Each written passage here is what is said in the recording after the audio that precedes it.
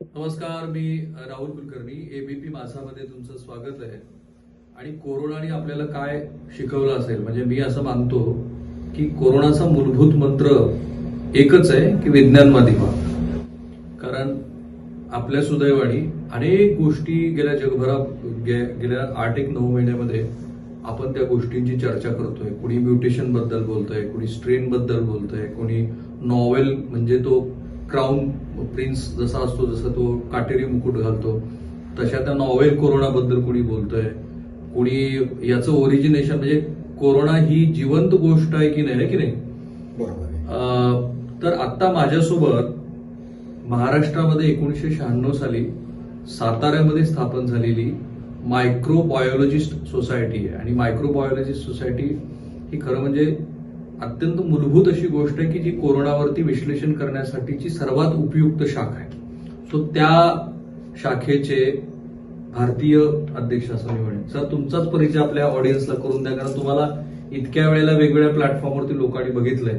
So तुमची सुरुवात झाली ती साताऱ्यामधनं. मी मूळ नोकरीला लागलो Yashwantrao Chavan college of science Karad, Satara जिल्ह्यामध्ये. अत्यंत उत्तम दर्जाचं कॉलेज. तिथं पदव्युत्तर मायक्रोबायोलॉजी होतं. तिथं जवळ 27 वर्ष मी शिकवलं.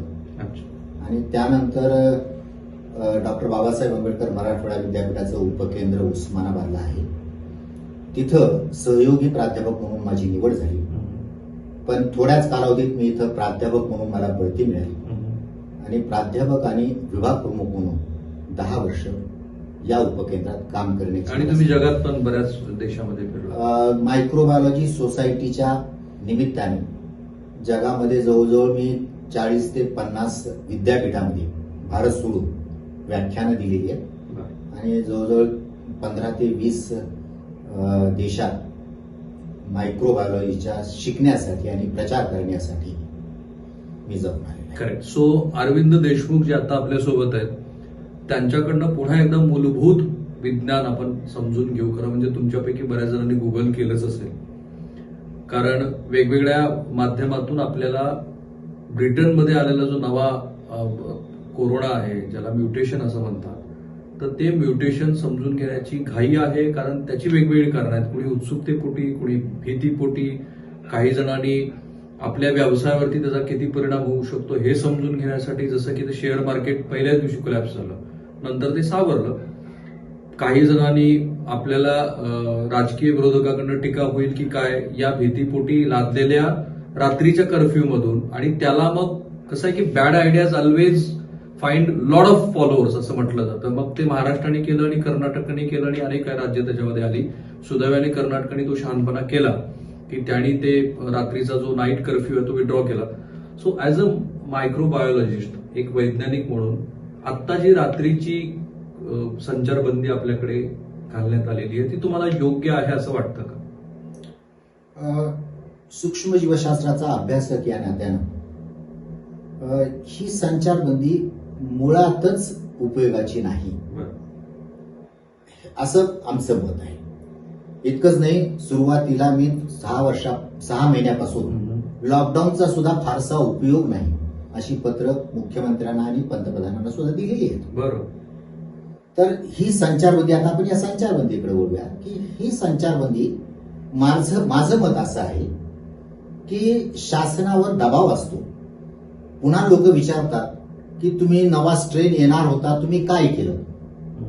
मग काहीतरी दाखवण्यासाठी की ज्यामुळे समाजाला फार हार्मही होणार नाही, पण आपण काहीतरी करतोय म्हणून ती संचारबंदी केली असावी.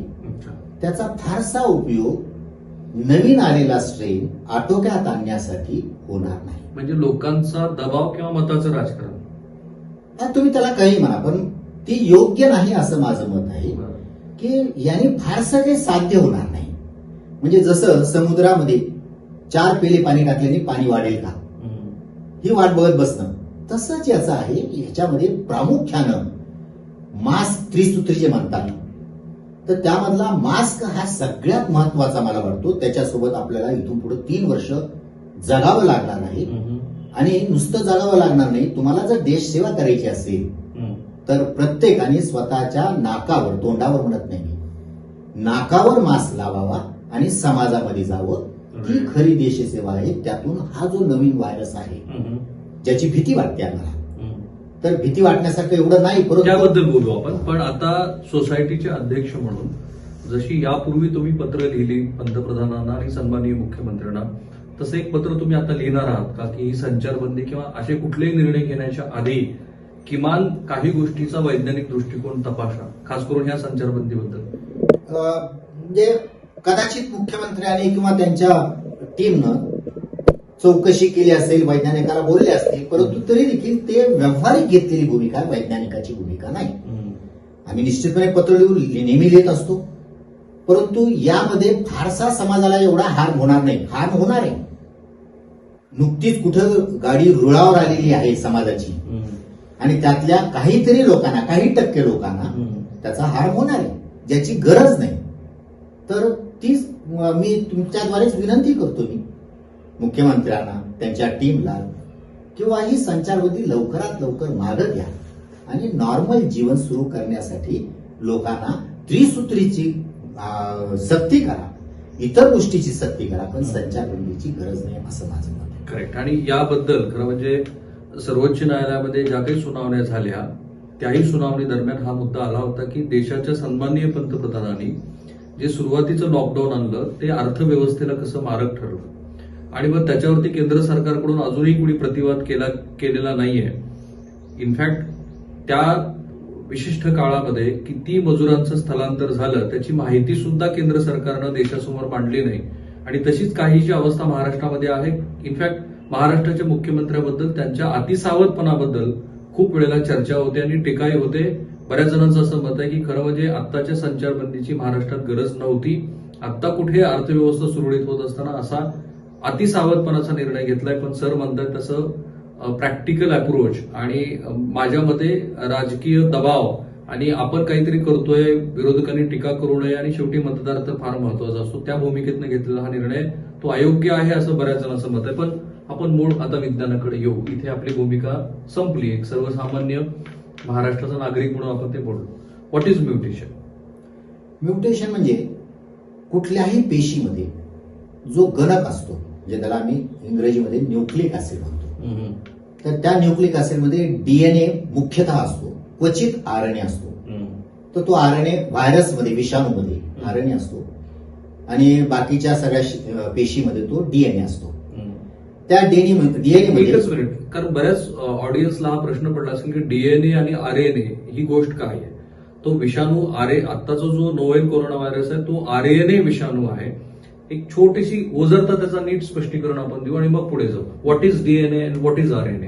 डीएनए आणि आरएनए यामध्ये मूलभूत फरक असा की डीएनएचा जी एक वीट आहे, एक विटेची चेन असते, जी एक वीट आहे त्या विटेमध्ये 3 घटक असतात. यामध्ये एक साखरेचा घटक असतो, शुगर, न्यूक्लिक ऍसिड असतो आणि फॉस्फरिक ऍसिड. करेक्ट. तर शुगरचं स्वरूप बदललं, बाकी सगळं सारखंच, शुगरचं स्वरूप बदललं की डीएनएचा आरएनए होतो. डीएनए मध्ये डिऑक्सी रिबोज नावाचा शुगर आहे, तर आरएनए मध्ये रिबोज शुगर आहे, डिऑक्सी नाही, रिबोज शुगर आहे. आणि मग म्युटेशन कसं घडतं? म्युटेशन असं आहे की त्याच्या ज्यावेळेस कॉपी बनतात खूप, कारण झेरॉक्स कॉपी, कारण त्याला वाढायचं असतं. सजीव आपण कशी व्याख्या अशीच करतो की जो मल्टिप्लाय होतो तो सजीव, मग त्याला मल्टिप्लाय व्हायचं असतं. मग कोरोना सजीव आहे का? सजीव आणि निर्जीव दोन्हीच्या मधला. तो सजीव आपल्या शरीरात आहे, शरीराच्या बाहेर निघाला की तो निर्जीव. Correct. That's very important point. One should have to note this. आणि हाच मुद्दा पुढे फार महत्वाचा ठरणार आहे. आपण झेरॉक्स कॉपी बद्दल बोलतो. झेरॉक्स कॉपी त्याच्या होत असतात, मल्टिप्लाय, वाढतो. आपल्या सुद्धा वाढताना कित्येकदा म्युटेशन्स होतात. मग 5 बोटाच्या ऐवजी 6 बोटे येणं, पण फार क्वचित होतं ते. करेक्ट. मग व्हायरसमध्ये म्युटेशन सातत्यानं होत असतात, सातत्यानं. कॉमन कोल्ड मध्ये पण होतं. सगळ्याच व्हायरसमध्ये सातत्यानं होत असतात. फक्त त्याचा परिणाम त्याच्या शरीरावर, रंगावर, रूपावर होतो का? काही म्युटेशन्स इतके साधे असतात की त्याचा परिणाम दिसूनच येत नाही. राईट. म्हणजे एक झेरॉक्स, एक कागद आहे, त्याची तुम्ही झेरॉक्स कॉपी बनवत आहात. काही वेळेला कुठेतरी एक सिंगल अशी ब्लॅक लाईन येते. नाही हा.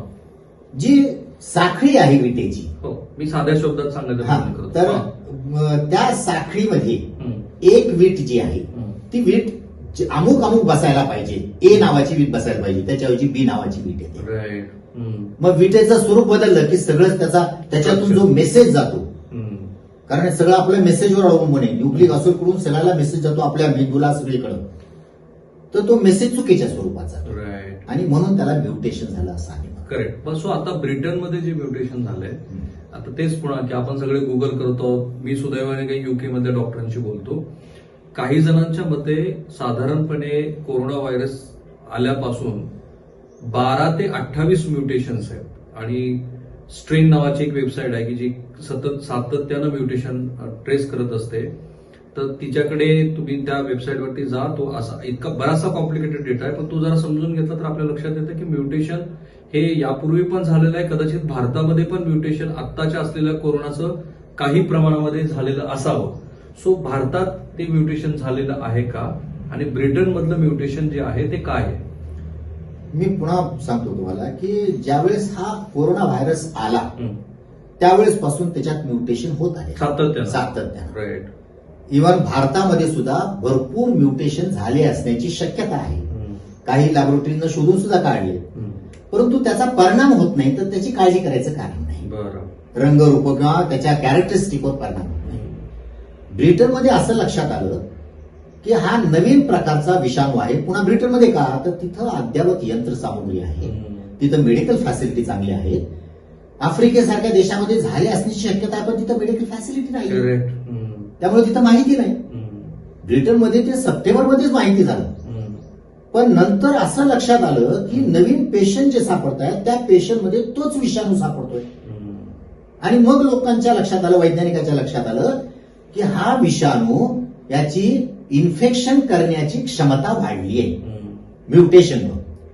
म्हणजे म्युटेशनमुळे काहीतरी कॅरेक्टरिस्टिक मध्ये फरक होतो, तर त्याच्यामध्ये हा फरक झालाय की फक्त इन्फेक्शन म्हणजे स्प्रेड होण्याची क्षमता वाढली. किती वाढली? पूर्वी 100 लोकांना लागण होत होती, आता 160 ते 170 लोकांना लागण. ठीक, मी इथे तुम्हाला थांबवतो. कारण हा जो आकडा आला, जो हॉंकनी संसदेमध्ये सांगितला, तर त्याच्यासाठीचं जे मॉड्यूल वापरलं गेलं ते एक मॉड्यूल आहे सी. आणि जगभरामध्ये जसं आपल्याकडे कोरोना आला तसं वेगवेगळ्या प्रकारच्या मॉड्यूलचा वापर करून, जसं रामानुजन जे बेंगलोर इन्स्टिट्यूटचे प्रोफेसर आहेत, किंवा मग WHO पण काही रॅन्डम मॉडेलचा वापर करून अमक्या अमक्याने असं सांगितलं म्हणून तमकं होईल असं म्हटलं होतं. पण आतापर्यंतचा अनुभव असा आहे की हे सगळे मॉडेल हे फेल गेलेले टोटली. इनफॅक्ट ज्याला कर्स ऑफ एक्सपर्ट असं म्हटलं जातं की विनाकारण लोकांच्या मनामध्ये भीती तयार करणं. सो आता हे जे 70% इन्फेक्शियस आहे असं जे मॉडेल म्हटलं गेलं ते लॅबोरेटरीमध्ये प्रूव्ह करता येतं का, आणि ते प्रूव्ह करणं किती आवश्यक आहे? हे मॉड्यूल आमच्या दृष्टिकोनातून जर विचार केला तर हे खरं असण्याची शक्यता जास्त नव्हती. ओके, बरं. याचं कारण असं की हे लॅबोरेटरीमध्ये सिद्ध करता येतं. बरं. म्हणजे जो पेशंट आहे त्या पेशंटमधून स्वॅब घेणं, स्वॅब घेतल्यानंतर लॅबोरेटरीमध्ये जाऊन त्याचं सिक्वेन्सिंग करणं, ते त्यांनी केलंय. का केलंय? त्यांच्याकडे अद्ययावत तंत्रज्ञान आहे आणि ती शोधक दृष्टी आहे. दोन्ही गोष्टी त्याचं कौतुक केलं पाहिजे. त्यामुळं त्यांना हे असं लक्षात आलं की हा जो नवीन प्रकारचा स्ट्रेन आलेला आहे हा युकेच्या लोकांमध्ये जास्त आहे, आणि नवीन आता डिसेंबरमध्ये जे सापडले पेशंट त्यामध्ये तो जास्त आहे आणि इन्फेक्शन रेट वाढलाय. आता पुन्हा तुम्ही म्हणता हे सगळं अनुमान असतं. गृहीत धरलंय की आता रेट वाढलाय, आता भारतामध्ये रेट कमी झालाय, त्याची कारणमीमांसा आपण शोधतो. काही कारण खरी असतात, काही कारण त्या काळाच्या ओघात ती खोटी ठरतात. राईट. तसं त्यांचं सुद्धा कारण हे काळाच्या ओघात कदाचित खोटे ठरू शकेल. म्हणजे it is a premature announcement. अगदी बरोबर आहे की ह्या सगळ्या कोरोनाच्या बाबतीत या वर्षभरात ज्या ज्या अनाउन्समेंट झाल्या त्या तुम्हाला एक सहज उदाहरण म्हणून सांगतो. WHOच्या सोमय्या मॅडम आहे, स्वामीनाथन. सोमय्या स्वामीनाथन. स्वामीनाथन, त्यांचा प्रत्येक प्रश्न त्यांना विचारल्यावर त्यांनी एकच उत्तर दिले त्यांच्या इंटरव्ह्यूमध्ये मला, याचा अभ्यास चालू आहे. करेक्ट. आणि WHO बद्दलचं मला प्रचंड कौतुक आहे. आणि किंवा मग रस असतील आम्ही किंवा- लगेच मतं मांडायला सुरुवात करतो. हम्म. तर हा व्हायरस नवीन आहे, याच्याबद्दलचा अभ्यास आहे. एक जाता जाता कमेंट सांगा मला की एक प्रीमियर इन्स्टिट्यूशन आहे ज्याला जग फॉलो करतं, ती ह्या सगळ्या प्रोसेसमध्ये टोटल फेल गेली असं म्हणायचं का WHO? कारण तुम्ही कुठलाही प्रश्न त्यांना विचारा, आमचा अभ्यास सुरू आहे. अर्थात नंतर स्वामीनाथननी असंच म्हटलं की we are not a independent body which is working independently, we are getting reports from various countries. ठीक आहे, पण तरी सुद्धा एक प्रीमियर इन्स्टिट्यूशन म्हणून त्यांनी आपल्याला सगळ्यांना फेल केलंय. त्यांच्याकडे बघण्याचा आपला जो दृष्टिकोन होता तुमचा असेल कदाचित ऍज अ जर्नलिस्ट म्हणून आजही माझा तेवढाच बघा त्यांच्याबद्दल विश्वास आहे. विश्वास आहे. याचं कारण का, त्यांनी केलेले वक्तव्य सायंटिफिक होते. राईट. पब्लिकला डोळ्यासमोर ठेवून पब्लिकला प्लीज करण्यासाठी हम्म. किंवा पब्लिकला भीती दाखवण्यासाठी कुठले स्टेटमेंट त्यांनी केले मग आता हे 70% जो इन्फेक्शियस आहे, नसूही शकतो. हम्म, आज तरी त्यांचा अनुमान सांगतंय की 70% आहे. हम्म, ते त्यांच्या अभ्यासावरून गृहीत धरले आपण हम्म. आणि त्याच्यावर विश्वास ठेवून सगळं जग हातून गेलंय. युकेच्या फ्लाईट्स बंद केल्या. हम्म. मला आश्चर्य वाटतं, कारण हा विषाणू सापडलाय सप्टेंबरमध्ये, हम्म. तो डेन्मार्कमध्ये जाऊन पोहोचलाय, नेदरलँडमध्ये जाऊन पोहोचलाय. तिथल्या फ्लाईट्स आपण बंद करणार का? हम्म. डेन्मार्कच्या फ्लाईट्स आपण बंद करणार का? हम्म. तर हे आणि तो भारतामध्ये आला नसेल कशाहून आतापर्यंत. काही हजार लोक युके मधून आले. हम्म. फक्त आपल्याकडे तेवढी यंत्रणा नाही, आपल्याकडे तेवढा सर्व्हे झालेला नाही. ठीक. उपप्रश्न लगेच एक उपप्रश्न की हे जे म्युटेशन आहे ते एका विशिष्ट भागामध्ये नंबर ऑफ केसेस वाढल्या म्हणून तिथे रिसर्च केला आणि ते लक्षात आलं. सो भारतासारख्या देशामध्ये हे म्युटेशन ट्रेस तरी करणं शक्य आहे का? तेच मी तुम्हाला सांगतो हम्म, की आपल्याकडे देखील लॅबोरेटरीज आहेत, नाही आहेत असं नाही. हम्म, पण जेवढा प्रॉम्प्टनेस युकेकडे आहे, हम्म. जेवढे मेडिकल अटेन्शन तिकडे दिलं जातं, हम्म. तेवढं भारतामध्ये नाहीये. हे आपल्या माननीय पंतप्रधानांनी पहिल्या दिवशी कबूल केलं होतं राईट. की आमच्याकडे किट्स नाहीयेत, हम्म. आमच्याकडे बऱ्याचशा लॅबोरेटरीज नाहीयेत. हम्म. तेवढं अटेन्शन आपल्याकडे नाहीये. मग तो जो म्युटेट झालेला व्हायरस आहे तो कदाचित आपल्याकडे आलेला पण असेल. शक्यता आहे, हम्म, तो आला असण्याची शक्यता आहे. आणि भारतीय लोकांची इम्युनिटी चांगली असल्यामुळे कदाचित तो आपल्याला जाणवला नसेल, ओके. असं माझं देखील मत आहे. राईट. म्हणजे तुमच्या आतापर्यंत बोलण्यात माझ्या असं लक्षात आलं की mutation is very common thing which is happening every year including common cold. याच्यामध्ये पण HIV मध्ये याच्यामध्ये पण म्युटेशन झालेलं आहे. आणि तुम्ही असं म्हणता की याच्यासाठी घाबरण्याची अजिबात गरज नाहीये. इकडे तुम्ही कॅमेऱ्याकडे बघून आपल्या प्रेक्षकांना पुन्हा हे सांगा की का घाबरण्याची गरज नाहीये. या कोरोना व्हायरसला हम्म, किंवा त्याच्या नवीन स्ट्रेनला अजिबात घाबरण्याची गरज नाही. नुसतं गरज नाही असं म्हणत मी, अजिबात घाबरण्याची गरज नाही. हम्म, याचं कारण असं, तुम्ही जर मास्क लावत असाल, मी नेहमी उदाहरण देतो, पावसाळ्यात गरम पाणी करून पिलात तर तुम्हाला काही घाबरण्याची गरज नाही. हम्म, तसं कोरोना काळामध्ये, कारण हा श्वसनाद्वारे होतो, तुम्ही मास्क लावलं, गर्दीच्या ठिकाणी जाणं टाळलं आणि हँड सॅनिटायझेशन जर केलं तर कुठलाही व्हायरस येऊ द्या आणि व्हायरस स्प्रेड होणारा जास्त असेल तर तो घातक कमी असेल, असं आमचं विज्ञान सांगतं. हे कसं काय? हे फारच महत्वाचं आहे तुमचं मत. याचं कारण असं, कारण याच्या मागचं विज्ञान मला माहिती आहे, पण आपल्या सामान्य प्रेक्षकांना तुम्ही ते तिकडे बघून सांगितलं तर अधिक उत्तम आहे. याचं कारण असं, हम्म, कुठलाही निसर्ग हा काळजी घेत असतो राईट. की जर घातकतेकडे जर वळलं हम्म, तर त्याची प्रसार क्षमता कमी होते आणि प्रसार क्षमता वाढली तर घातकता कमी होते. हम्म, याच्या घातकतेबद्दल आपल्याला काहीच माहित नाही, कमी झाली का जास्त झाली. पण जास्त नाही हे सगळ्यांना माहिती आहे, कमी झाली का हे माहित नाही. पण निश्चितपणे याची घातकता जास्त नाही, कदाचित तेवढीच घातकता असेल. हम्म, मग तेवढ्या घातकतेला तर आम्ही सगळ्या भारतीयांनी ऍडजस्ट करून घेतलं आहे. राईट. हम्म, मग नवीन स्ट्रेन बद्दल धक्कादायक बातमी म्हणून जर तुम्ही टीव्हीवर बघत असाल तर अजिबात धक्कादायक समजू नका. ती सामान्य बातमी आहे. जशा इतर बातम्या येतात हम्म, तसे हे विषाणूचे म्युटेशन सतत होत राहतात. आणखी एखादा विषाणू येणार आहे. हम्म, पण तुम्ही जर मास्क लावला आणि त्यानंतर लस आली, लस ही मी सेकंडरी समजतो, मास्क लावला तरी देखील आपल्याला या विषाणू बरोबर सहजासहजी जगता येणार आहे. करेक्ट. माझा आत्ताचा जो प्रश्न आहे तो पुढच्या प्रश्नाच्या आधीचा प्रश्न आहे की ज्याला आपण कॅरियर्स म्हणतो. ते कॅरियर्स अशा म्युटेशनमध्ये किंवा कुठल्याही व्हायरसच्या म्युटेशनमध्ये किती महत्वाचे ठरतात? कारण पुढचा माझा प्रश्न असा असणार आहे, तो आता एकदम तुम्ही जोडून दिला तरी चालेल, की आपल्याकडे जो इन्फेक्शसचा रेट कमी झाला त्याचं कारण काय? आपल्याकडे इन्फेक्शनचा रेट कमी का झाला याचं एक्झॅक्ट कारण म्हणून असं सांगता येणार नाही, पण 2-3 कारणं मी सांगेन, म्हणजे शक्यता, त्याच्या शक्यता. एक, लोक बोलतात ट्रेसिंग कमी केलं शासनाने मुद्दा, असं काही जणांचं मत आहे, असू शकेल, त्यामुळे तो थोडा रेट कमी वाटत असेल. पण त्यापेक्षा मला जे जास्त वाटतं ते असं की लोकांमध्ये इम्युनिटी आहे, हर्ड इम्युनिटी. आणि हर्ड इम्युनिटी सुरुवातीपासून मी सांगत होतो की लसीकरण 2 प्रकारे होतं, एक वॅक्सिन इनॉक्युलेट केल्याने आणि दुसरं तुम्हाला इन्फेक्शन होऊन गेल्याने. आजचं सिरो सर्व्हेलन्स अजून अपडेट झालेला नाही, जानेवारीमध्ये होणार आहे. त्या सिरो सर्व्हेलन्स मध्ये जर आलं तसंच येण्याची शक्यता आहे, तर डॉक्टर लोक, नर्सेस, त्यांना जर कळायला आपल्याला होऊन गेला तर जास्त आत्मविश्वासाने ते दवाखान्यात काम करतील.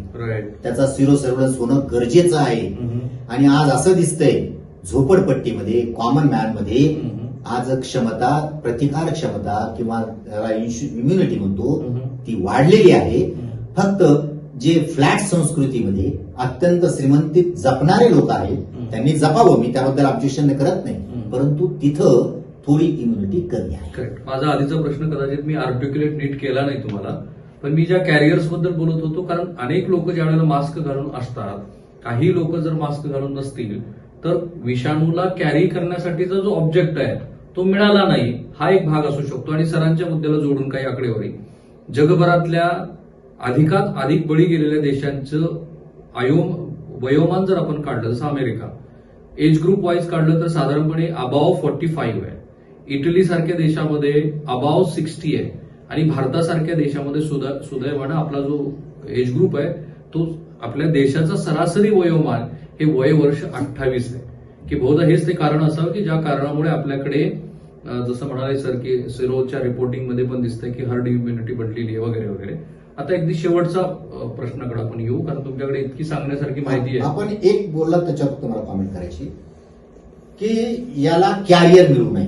राईट, मी तेच म्हणत होतो. हर्ड इम्युनिटीमध्ये कसं असतं, राईट, 60% लोकांना हर्ड इम्युनिटी आली की 40% लोकांना नसली तरी देखील कोरोनाचा प्रसार थांबतो. का थांबतो, तर कॅरियर मिळत नाही. तर मी उभा आहे आणि माझ्या बाजूला 5 लोक उभी आहेत, 5 इम्युन आहेत आणि त्याच्या पलीकडे सेन्सिटिव्ह माणूस आहे, माझा व्हायरस तिथपर्यंत जाणारच नाही. म्हणजे जर हर्ड इम्युनिटी 60% लोकांना आली तर तुम्हाला व्हॅक्सिन देण्याची सुद्धा गरज नाही, आपोआप हा रोग समाजातून निघून जाणार. हे फार मोठं स्टेटमेंट आहे. आणि तुम्ही जर माझे ट्विट बघितले असतील तर ह्या विषयावरती मी अनेक वेळेला ट्विट केलं की खरंच भारतामध्ये लसीकरणाची गरज आहे का. आणि त्याला दुसरा प्रश्न असा की म्युटेशन जर झालं असेल तर आता ज्या काही लसी आलेल्या आहेत बाजारामध्ये ते त्या म्युटेशन झालेल्या व्हायरसवरती काम करतील का? निश्चितपणे काम करतील. याचं कारण आजचं जे म्युटेशन आहे ते फार बदल करणारं बाह्य आवरण फार बदल करणारं नाहीये.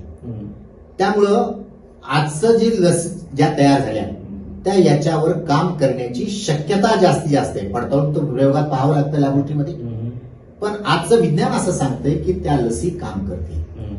अजून वर्षानंतर 2 वर्षानंतर कदाचित बाह्य स्वरूप खूप बदललं, पुन्हा म्युटेशन झालं तर लस बदलावी लागेल. पण एकदा लस बनवली की त्यात बदल करणं वैज्ञानिकाला देखील सोपं जातं. त्याच्यामुळे घाबरण्याचं कारण नाही. 1-2 महिन्यामध्ये नवीन प्रकारची लस ते आणू शकतात. त्यामुळे स्वरूप जर बदललं तर नवीन लस बाजारात येईल. पण आता घाबरण्याच्या पलीकडे आपण पोहोचलेलो आहोत. फक्त सगळेजण आता लसीची वाट पाहत आहेत. राईट. हे जगाला घाबरवणं यामागे काही अजेंडा असतो का? मला असं वाटत नाही. मी तो ऍडमिनिस्ट्रेटर किंवा सायकॉलॉजिस्ट नाहीये, परंतु जनरली लोकांना धक्कादायक बातमी म्हणलं की आवडतं. म्हणजे माध्यमावरती तुम्ही टीका करताय? नुसते माध्यम नाही, बरं. माध्यम काय देतात, लोकांना आवडतं ना. हो, पण माध्यमांचं काम आहे ना लोकांना एज्युकेट करण्याचं. हो, करणं अगदी आवश्यक आहे. आपण तुम्हाला घेऊन बसलो ते याच अगदी खरं आहे. माध्यमाने एक काळजी घेणं, पण ही स्पर्धा आहे. आता त्यांनी करावं की नाही, माझं ऐकावं की नाही, हा त्यांचा प्रश्न आहे. पण माध्यमांनी बॅलन्स्ड बातम्या थोडा देण्याचा प्रयत्न जर थोड्या केला, का अधिक द्याव्या ना. तुम्ही आता बोला, एवढ्या मोठ्या प्लॅटफॉर्मवरती तुम्ही आहात. हो, तर माध्यमांनी निश्चितपणे धक्कादायक बातमी आणि त्याच्याबरोबर असं म्युझिक लावायचं. धाम. हा. तर या म्युझिकमुळं कशामुळं, तर त्याचं कारण असं की त्या बातमीला आणखी इफेक्ट वाढ. ठीक आहे, पण माझा मूळचा प्रश्न हा आहे की अशा पद्धतीनं जगाला घाबरवणं याच्या मागे काही अजेंडाज असतात का? कारण तुम्ही वैज्ञानिक क्षेत्रात आहात आणि बऱ्याच जणांना हल्ली असे प्रश्न पडायला लागलेले. मला तसं वाटत नाही अजेंडा वगैरे, जी एक मानसिक सायकोलॉजी आहे प्रत्येकाची राईट आणि त्याप्रमाणे तो चालत असतो. राईट. लोकांना आशादायक आवडतात, परंतु धक्कादायक बातम्या आवडतात, भीती आवडते. अगदी ज्यावेळेस कोरोना सुरुवातीच्या काळात आला तर लोक दरवाजे आणि खिडक्या लावून बसली होती. म्हणजे ही माणसाची सायकोलॉजी आहे की खिडक्यातून बट जरी उडी दिसली तर पडदा लावित होते, इतकं घाबरली होती. तर ही माणसाची मानसिकता आहे. त्यावेळेस सुद्धा मी व्हिडिओ बनवले की तुम्ही घाबरण्याचं कारण नाही आणि फक्त मास्क लावा, जी काळजी घ्यायची त्याबद्दल मी सतत अवेअरनेस केला. कदाचित आपल्याला आठवत असेल, तुम्ही आपल्याला फोन सुद्धा केला होता की रस्त्यावर पडणारे मास्क ही सुद्धा मोठी समस्या आहे. तर जी समस्या आहे ती आहे, पण जी नाही त्याची काळजी करू नका, खोटी भीती बाळगू नका. Thank you so much sir. धन्यवाद. धन्यवाद. तुम्ही खूप उपयुक्त माहिती दिली. आणि एबीपी माझाच्या प्रेक्षकासाठी एक डिस्क्लेमर आहे. सरांनी जे सांगितलं ते वैज्ञानिक पायरीवरती अनेक वेळेला पडताळून झालेलं आहे आणि आता ते जे सांगताय ते तुमच्या माझ्या मनातली भीती दूर करण्यापेक्षा विज्ञान काय आहे ते समजून सांगण्यासाठी. सो आता आपली जबाबदारी काय आहे, ती जी त्रिसूत्री आहे ती त्रिसूत्री आपल्याला पाळायची आहे. सार्वजनिक ठिकाणी गेल्यानंतर देशसेवा म्हणून पाळा.